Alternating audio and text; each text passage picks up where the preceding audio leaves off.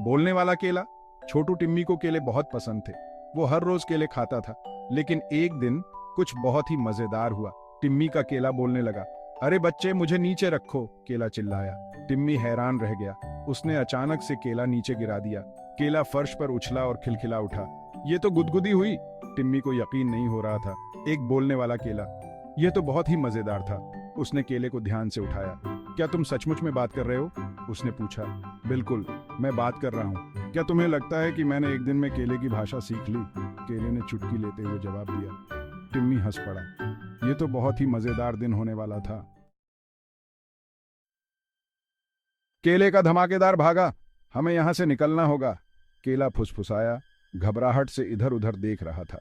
यह रसोई मेरे जैसे बोलने वाले केले के लिए खतरनाक है। टिम्मी ने हाँ में हाँ मिलाई। वो जानता था कि उन्हें क्या करना है। वे भागे। टिम्मी केले को अपनी बाहों के नीचे दबाए हुए रसोई से बाहर भागा। वे लुढ़कते हुए संतरे से बचे। वे दूध के गिरे हुए डिब्बे के ऊपर से कूद गए। यह एक बेकाबू और गंदा एस्केप था। अंत में वे टिम्मी के कमरे में पहुंचे। वे हाँफते हुए फर्श पर गिर पड़े, लेकिन सुरक्षित थे। करीब था, टिम्मी ने अपने माथे से पसीना पोंछते हुए कहा।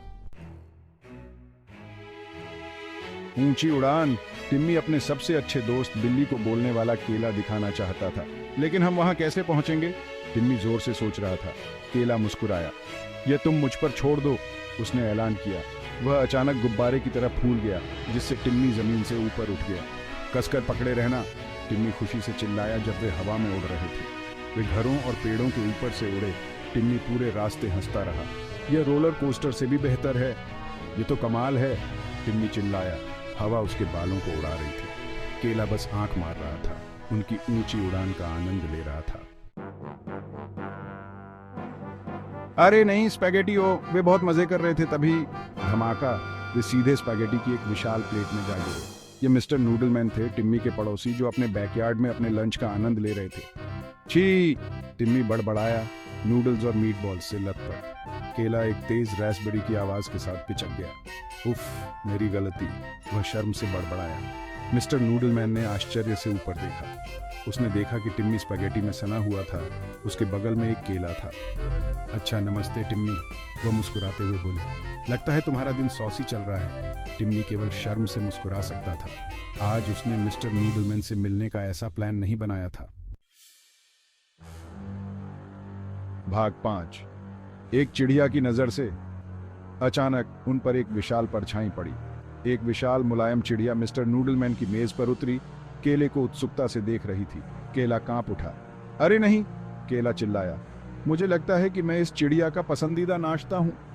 टिम्मी जानता था कि उन्हें जल्दी से काम करना होगा। पक्षियों को केले बहुत पसंद होते हैं और यह बहुत भूखा लग रहा था।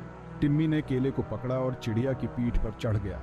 उड़ो चिड़िया उड़ो, वह चिल्लाया, चिड़िया के मुलायम पंखों को कसकर पकड़े हुए।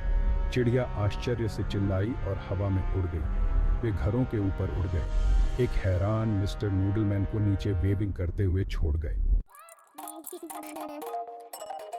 चिड़िया एक ऊंचे चिपचिपे पेड़ की ओर उड़ी। यह एक गोंद का पेड़ था और इसकी शाखाओं से चिपचिपा गुलाबी गोंद रिस रहा था। अच्छा नहीं है, केला बड़बड़ाया, घबराहट से उछलते हुए। चिड़िया एक शाखा पर हल्के से धमाके के साथ उतरी। टिम्मी और केला ने खुद को फंसा हुआ पाया। वे चिपचिपे गोंद में एक भी हरकत नहीं कर सकते थे। हम फंस गए हैं, टिम्मी चिल्लाया, अपने पैर को मुक्त करने की कोशिश कर रहा था। केला आह भरी।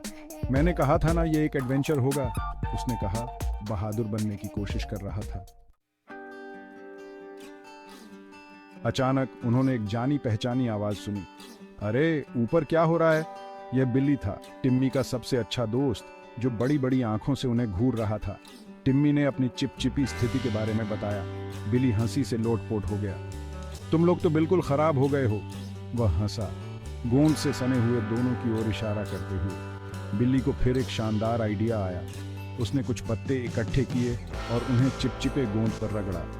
धीरे धीरे लेकिन निश्चित रूप से टिम्मी और केला चिपके हुए स्थान से अलग होने लगे। अंत में वे आजाद थे। टिम्मी, केला और बिल्ली जमीन पर थे, सुरक्षित और स्वस्थ। वे गोंद और पंखों से ढके हुए थे, लेकिन उन्हें परवाह नहीं थी। टिम्मी अपने सबसे अच्छे दोस्त को देखकर बहुत खुश था।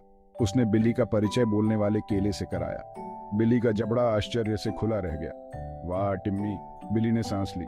तुम मजाक नहीं कर रहे थे, ये तो अब तक का सबसे मस्त केला है। उस दिन से तीनों सबसे अच्छे दोस्त बन गए। उनके कई और अजीबोगरीब एडवेंचर्स हुए। उन्होंने the talking banana fan club नामक एक गुप्त क्लब भी शुरू किया। यह सिर्फ उनके और उनकी बेतहाशा कल्पनाओं के लिए था। क्या टिम्मी और बिली का बोलने वाले केले के साथ और एडवेंचर्स होंगे? ये तो वक्त ही बताएगा। लेकिन एक बात तो पक्की है, एक बोलने वाले केले को दोस्त के रूप में पाकर जिंदगी कभी भी बोरिंग नहीं होती। क्या यह अंत है